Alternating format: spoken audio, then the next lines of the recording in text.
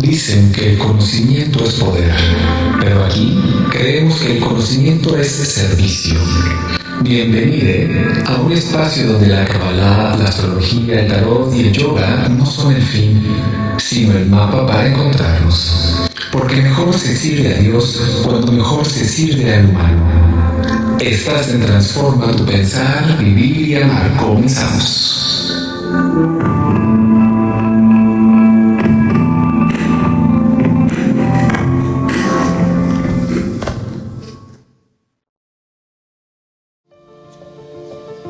Las letras hebreas son recipientes de conciencia divina, no son letras. Y cuando vamos a rezar, meditar, orar, abandonamos nuestro recipiente corporal y vamos a buscar a Kadosh Baruj Hu, haciendo que, vamos a buscar y vamos a hacer que nuestra alma, o nuestra conciencia, mejor dicho, busque un nuevo recipiente. ¿Cuál es el nuevo recipiente? Las letras hebreas. Luego, si las letras hebreas son recipiente de la conciencia divina, y nosotros cuando vamos a rezar vamos a proyectarnos en ese recipiente de la conciencia divina, quiere decir que vamos a encontrar en las letras hebreas un meeting point, un punto de encuentro. Estas son las Kabbalah Bites de KGZ. Bye.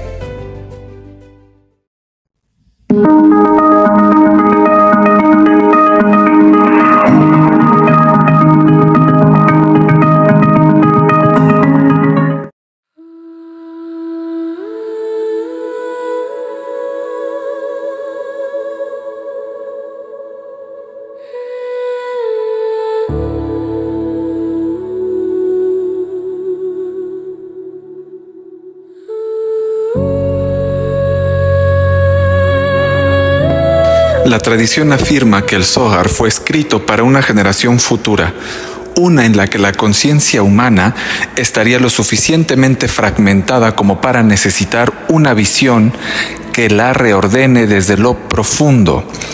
Pero esa misma potencia puede desorganizar aún más a quien lo aborda desde el ego o la curiosidad superficial.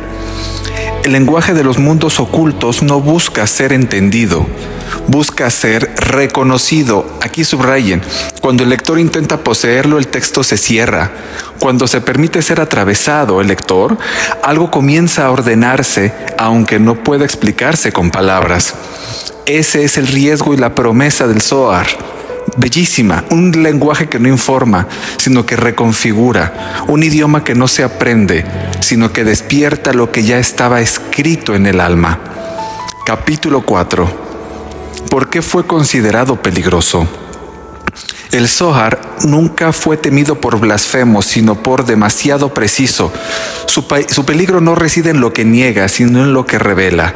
Ahí donde la religión ofrece estructuras claras, límites definidos y certezas consoladoras, el Zohar introduce movimiento, tensión y responsabilidad directa.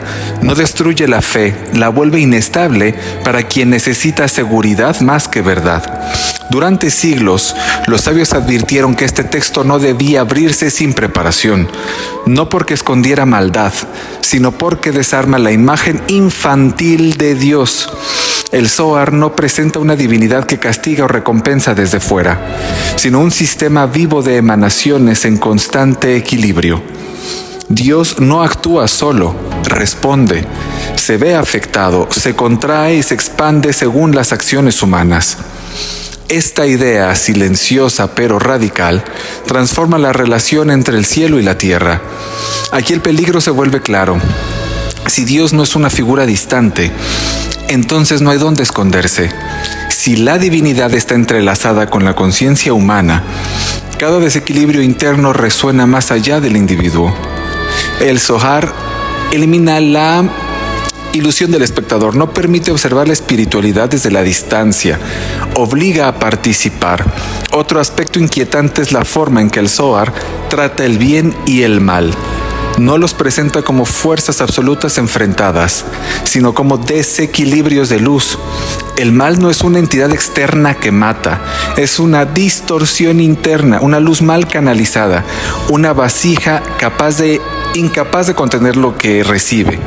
Desmantela la moral esto y expone zonas que muchos prefieren no mirar de una persona. Estudiar el Zohar sin equilibrio puede amplificar el ego espiritual. La sensación de acceso a un conocimiento oculto puede generar soberbia, desconexión del mundo concreto o desprecio por la simplicidad. Por eso los cabalistas insistieron siempre en la ética, la humildad y la vida práctica como anclas. El texto no perdona la arrogancia, la expone y la agranda. La tradición también advierte sobre la confusión. El Zohar opera en un nivel simbólico profundo. Tomar sus imágenes literalmente puede conducir a fantasías, obsesiones o interpretaciones peligrosas.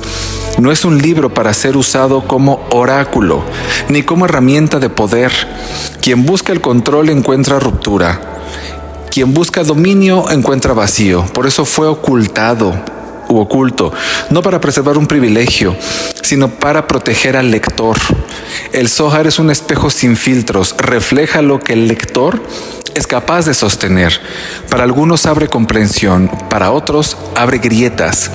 El texto no distingue, simplemente actúa. La verdadera amenaza del Zohar no es externa, es interna. Revela que la espiritualidad no es un refugio, sino una exposición. Que el conocimiento no eleva automáticamente, sino que intensifica lo que ya existe. Luz o sombra, orden o fractura. Todo se vuelve más nítido, vaya, que les digo que sí. En este sentido, el Zohar es peligroso porque no ofrece escape, no promete salvación fácil, ni fórmulas seguras. Retira las muletas conceptuales y deja al lector frente a su propia estructura interior. Y no todos desean ver lo que sostiene su mundo interno cuando la certeza se disuelve. Capítulo 5. El impacto sobre la percepción del bien y del mal. El Zohar introduce una de las ideas más perturbadoras que la tradición mística haya formulado. El mal no es un enemigo externo, no es una fuerza autónoma que se opone a Dios, no, es una consecuencia, un desequilibrio, una luz que no encontró la vasija adecuada para ser contenida. Esta sola afirmación altera siglos de pensamiento religioso y moral. Según el Zohar, toda la creación surge de la luz divina. No existe nada fuera de ella. Einod milvado. Incluso aquello que el ser humano percibe como oscuro y tiene su origen en la misma fuente. El problema no es la luz, sino la forma en que se recibe. Cuando la conciencia es estrecha, fragmentada o dominada por el ego, la luz se distorsiona. De esa distorsión nace lo que se experimenta como mal. Esta visión elimina la posibilidad de una espiritualidad cómoda. Ya no es posible proyectar el mal únicamente en el otro, en el enemigo, en el mundo o en fuerzas externas. El Zohar devuelve la responsabilidad al interior. Cada ruptura externa señala una ruptura interna. Cada caos visible refleja un desequilibrio no resuelto en los niveles ocultos del alma humana. Aquí el texto se vuelve muy incómodo. El lector descubre que no lucha con sombras ajenas, sino contra su propia incapacidad de contener la luz. El bien deja de ser una lista de acciones correctas y el mal deja de ser una transgresión puntual. Ambos se convierten en estados de alineación o desalineación con el flujo divino. Esta comprensión no absuelve, exige. El Zohar describe fuerzas llamadas cáscaras, o sea, clipot, envolturas que surgen cuando la luz queda atrapada sin dirección. Estas cáscaras no son demonios con voluntad propia, son residuos de desequilibrio. Persisten mientras no son reconocidas y rectificadas. Combatirlas desde fuera solo las fortalece. Ignorarlas las vuelve invisibles. Solo la conciencia puede disolverlas. Este enfoque transforma la ética en algo vivo y dinámico.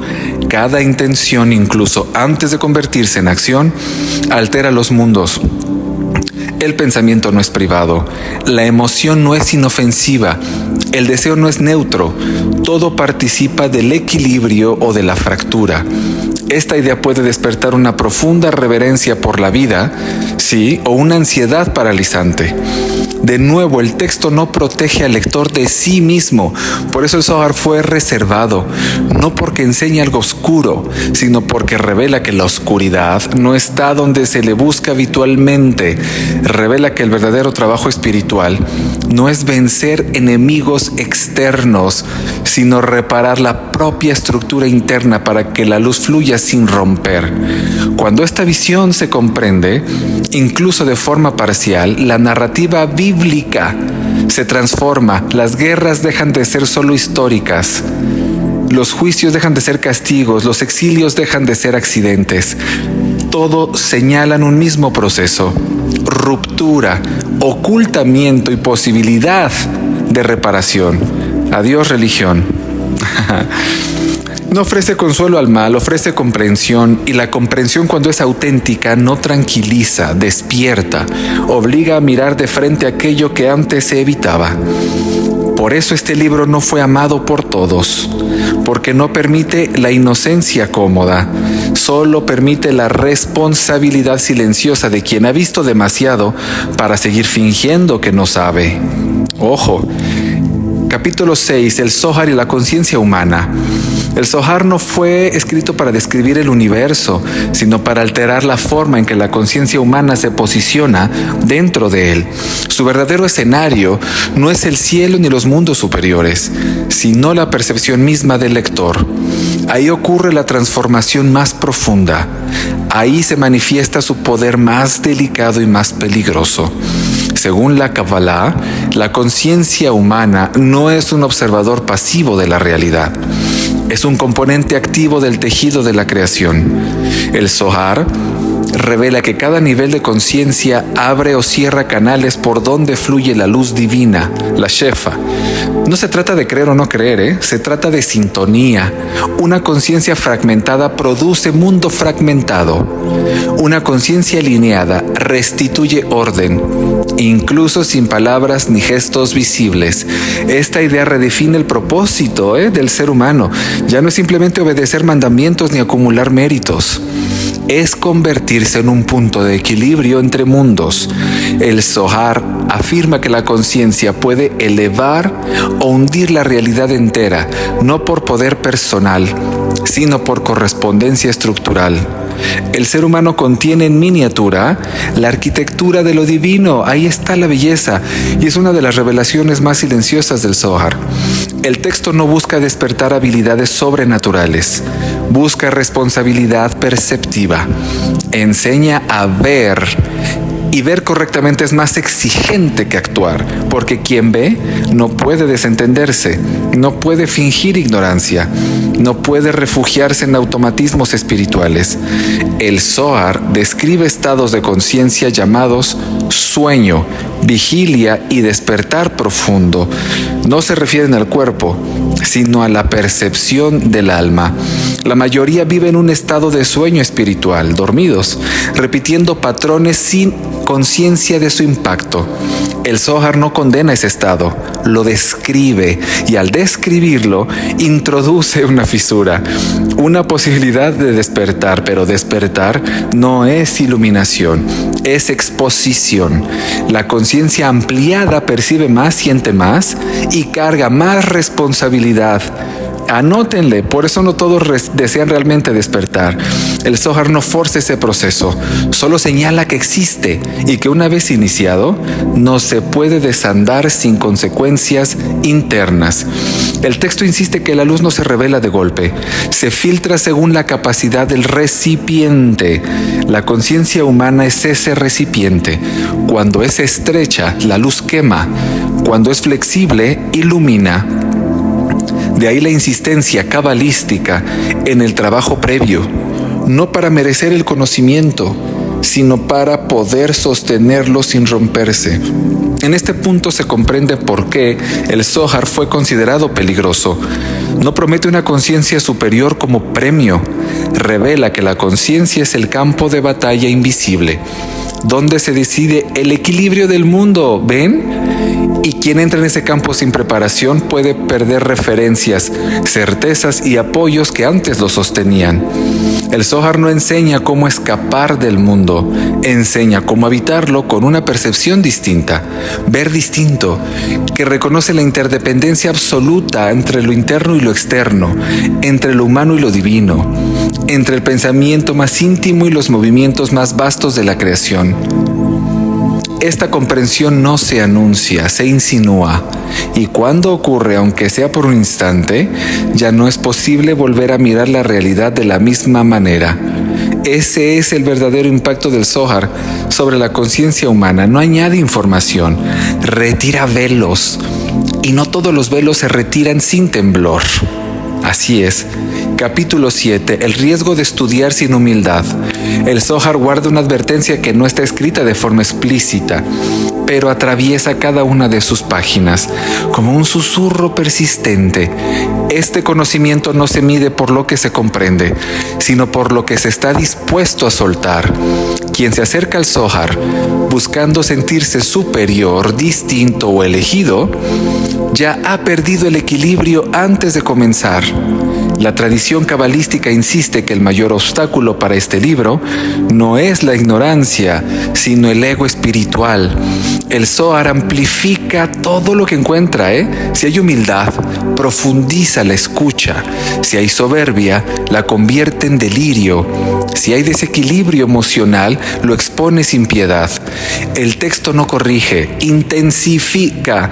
Por eso los sabios advertían que estudiarlo sin una base sólida podría producir ruptura interna, no una ruptura visible, sino una fractura silenciosa en la percepción. La persona comienza a interpretar señales en todas partes, a sentirse centro de procesos cósmicos, a desconectarse de la realidad cotidiana mientras cree elevarse. El Zohar no provoca esto por sí mismo, simplemente no lo detiene.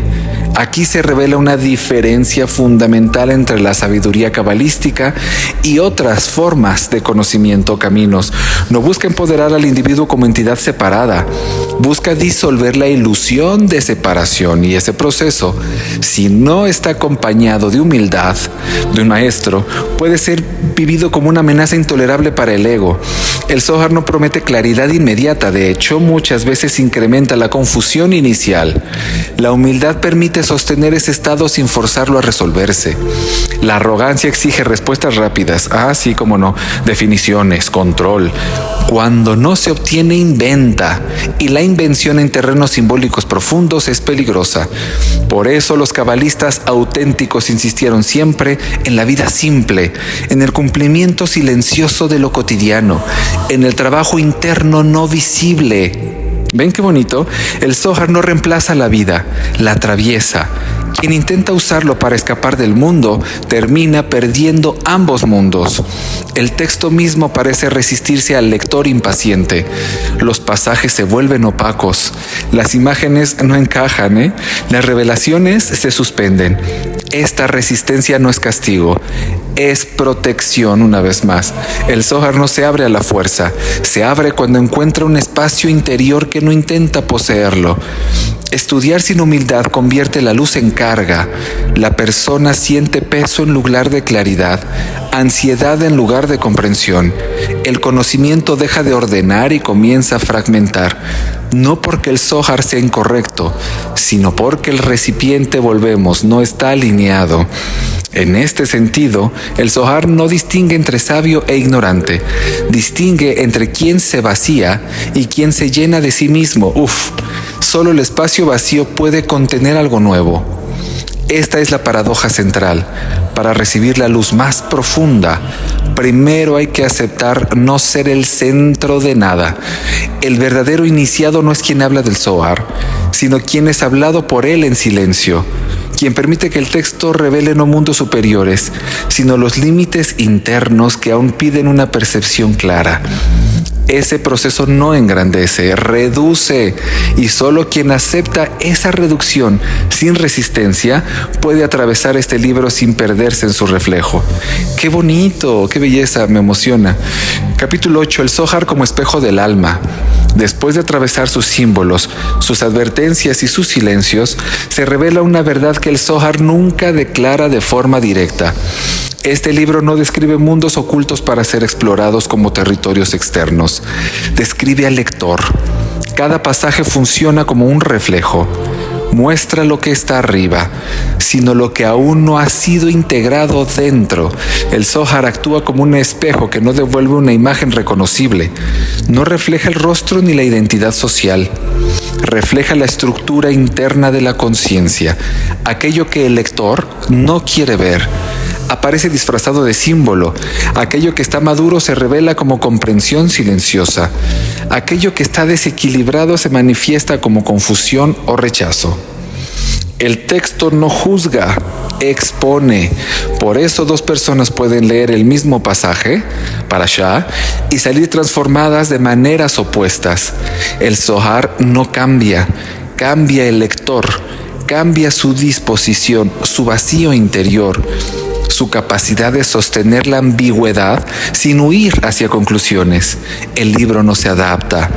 Es el alma la que se ve obligada a mostrar su forma real. Aquí se cierra el círculo iniciado en la cueva de Rabbi Shimon. El Zohar nace en el ocultamiento y conduce al lector hacia su propio ocultamiento interno. No para condenarlo, sino para hacerlo visible. Fíjense, la revelación no es información nueva, es reconocimiento. Algo antiguo despierta, algo olvidado recuerda su lugar. La tradición afirma que el Zohar no revela la luz, revela dónde la luz no puede entrar todavía. Ojo, y ese descubrimiento, aunque doloroso, es el comienzo de toda reparación. Sin diagnóstico no hay equilibrio, sin exposición no hay alineación. El libro no ofrece soluciones rápidas, ofrece verdad desnuda. Por eso este texto nunca fue popular. No seduce, no consuela, no promete experiencias extraordinarias, promete confrontación, sí, claridad que no siempre agrada, sí, promete una visión donde el lector deja de ser espectador y se reconoce como parte activa de un drama cósmico. El Zohar no busca lectores fieles, busca almas dispuestas a verse sin adornos. No exige devoción, exige honestidad interior. Me encanta. Y esa exigencia es lo que la volvió peligroso, incluso para los piadosos, porque la piedad puede ocultar, la honestidad expone. Cuando el lector comprende esto, el Zohar deja de ser un libro extraño y se convierte en un umbral permanente. Sí, cada fragmento leído resuena más allá de las palabras. Algo se ordena lentamente, no como una iluminación repentina, sino como un ajuste silencioso de la percepción. Así, el Zohar cumple su función más profunda. No revela secretos del universo para ser poseídos. Revela la estructura del alma para ser habitada con responsabilidad. Quien acepta ese espejo ya no busca poder ni certezas absolutas. Busca alineación, coherencia, y en esa búsqueda silenciosa y exigente, el libro deja de ser peligroso, porque el verdadero riesgo nunca estuvo en el Zohar. Estuvo siempre en lo que el lector podría llegar a descubrir sobre sí mismo cuando ya no había símbolos de los cuales esconderse. Esta es la confesión 2. Muchas gracias. Un cordial shalom. Chao.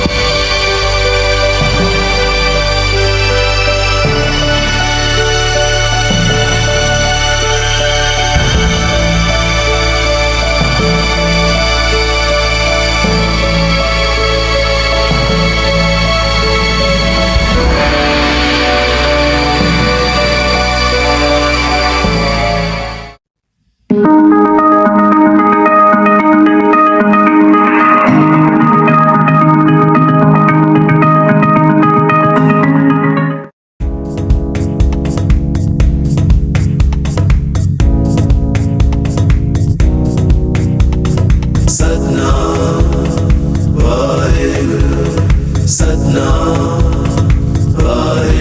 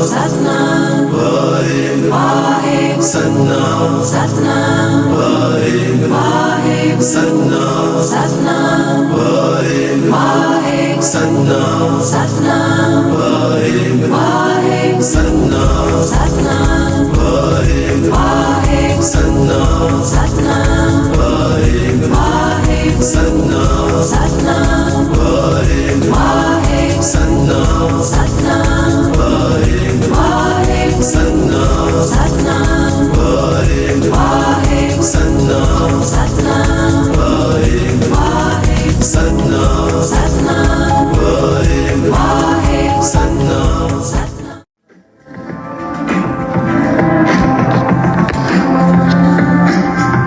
Gracias por permitirme acompañarte en este tramo del camino. Que las herramientas de hoy iluminen tu sendero y el de quienes te rodean. No olvides que la sabiduría real es real cuando se comparte. Recuerda, mejor se sirve a Dios cuando mejor servimos a la humanidad. Esto fue Transforma tu pensar, vivir y amar. Hasta la próxima.